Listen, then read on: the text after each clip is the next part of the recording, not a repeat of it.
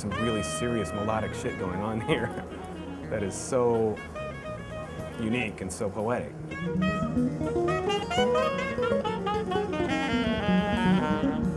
His concept of being free and not being bound by any rules, yet but still being smart enough to know all the rules, so he can really be breaking something to really be free, because you can't like be free unless you're breaking free of something. And you know, he's like he is at such a high level of sophistication with his understanding of all types of music, and for him to know all that and then just let it all go and to just blow his way into the stratosphere, you know, is makes me happy.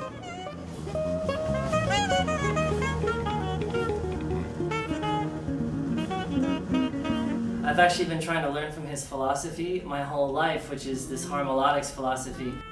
What we appreciate about living is because we are all turning to each other.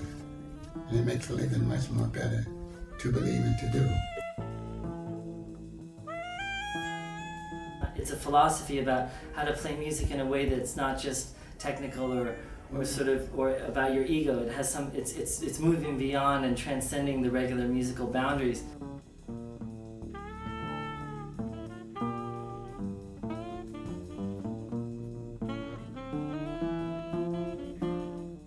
Ornette's life is a life of eclecticism and experimentation and working within certain bounds, but then utterly rejecting bounds and rejecting conformity and rejecting expectations.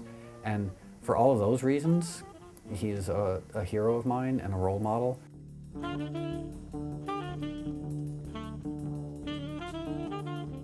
He sets a scene where you can't do, nobody seems to do what they would normally do, so they have to come up with something else.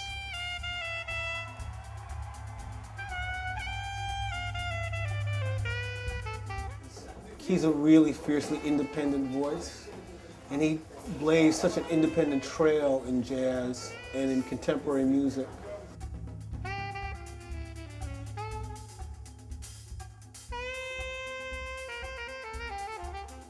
Ornette plays in all keys. It's like he talks about all languages, but to him, a key is a color. And he's one of the first people that has really dealt with this phenomenon that a key has a color.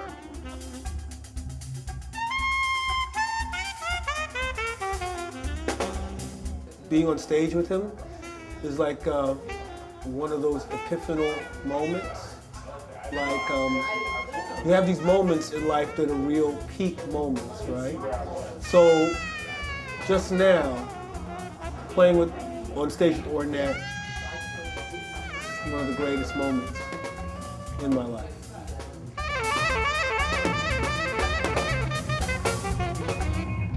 To me, the only way to be is to walk the road and walk in life. He totally did it. I mean, and the fact that he's an incredibly successful artist doing what he did, you know, is a tremendous thing.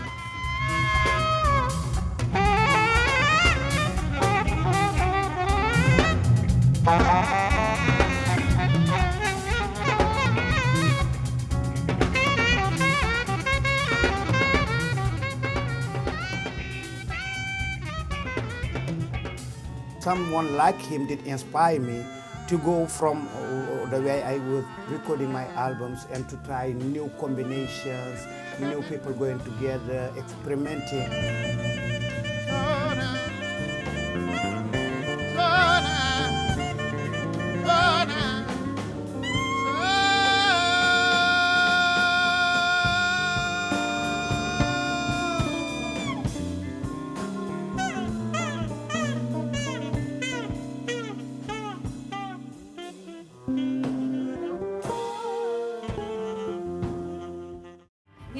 I was supposed to do a duet with Ornette, but I couldn't find any place that I can put even one note because it was so fantastic.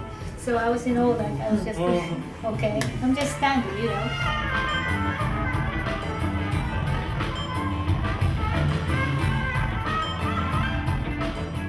What makes Ornette special is that he doesn't know. He doesn't pretend to know.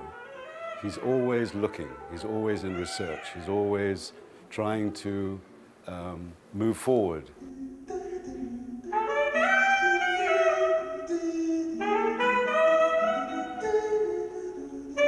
If it wasn't for sound, there wouldn't be no words.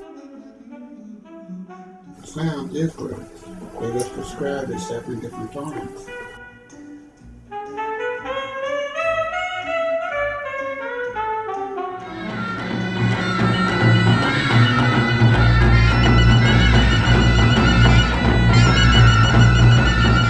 I didn't hear it as jazz. I just heard it as a fucking tornado. You know, with a lot of information going on in it, but it was so well constructed, so well organized that I just couldn't help but want to dive in. And to me, you know, it related, I think, to the rock spirit that I have. And what is greater than sound? And what is greater than joy? The greatest thing that I think anyone that plays with him, no matter how great they are, or how not great they are, is to let themselves be open enough to let that voice flow through them so they can talk with him, you know?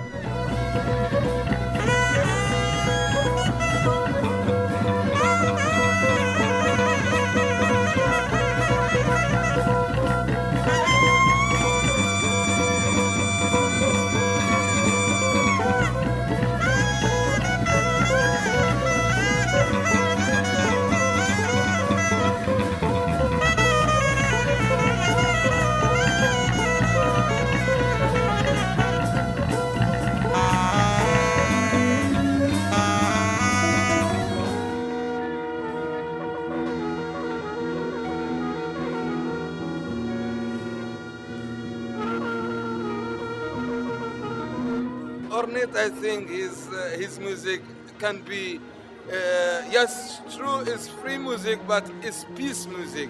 That's how connect with the master musicians of Jajouka, and we have this connection of music. This is over 38 years ago when he comes to Morocco to record with my father, and was magic time. And that magic is continuing to have one explosion between us and Ornette Coleman music.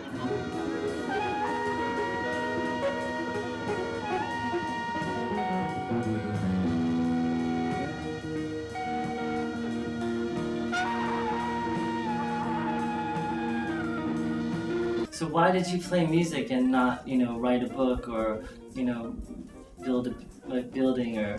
Well, I tell you, why music? I still don't like music. It's something that I learned to do when I was growing up with my mother, and I wanted to show I could, since my father died, I could take care of him. So I went out and started doing stuff, and then when I found a song and found out I could play something and someone would like it, and I done that, and I was able to bring money in the house and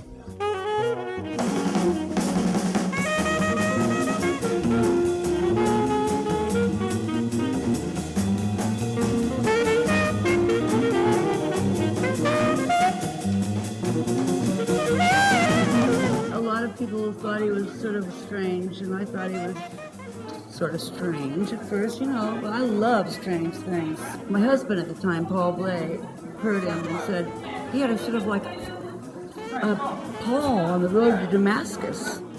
He was just smitten by Ornette, and he said, "This is it, man. This is it now."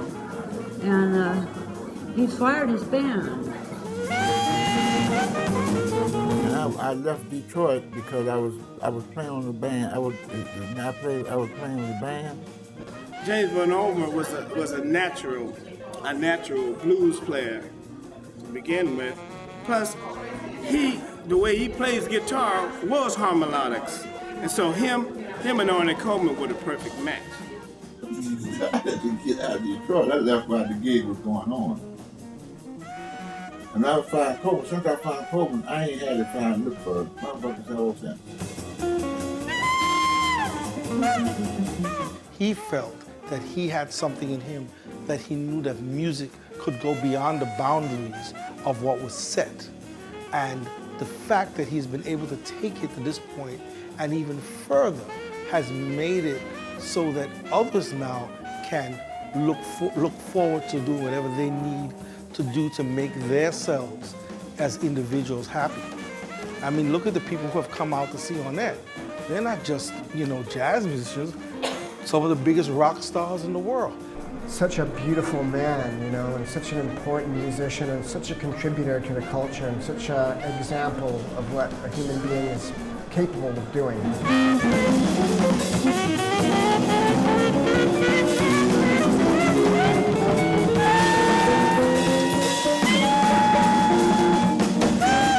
The only way to do something different is to really find out who you are and be that thing in your medium.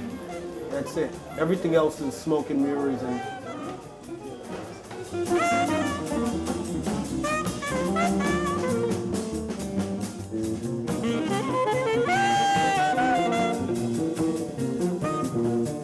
there's only two forces that nobody can control. One is death and other is life. Ornette is a person that has brought something to this world that was not here before he came. And when he leaves, he will leave it with us.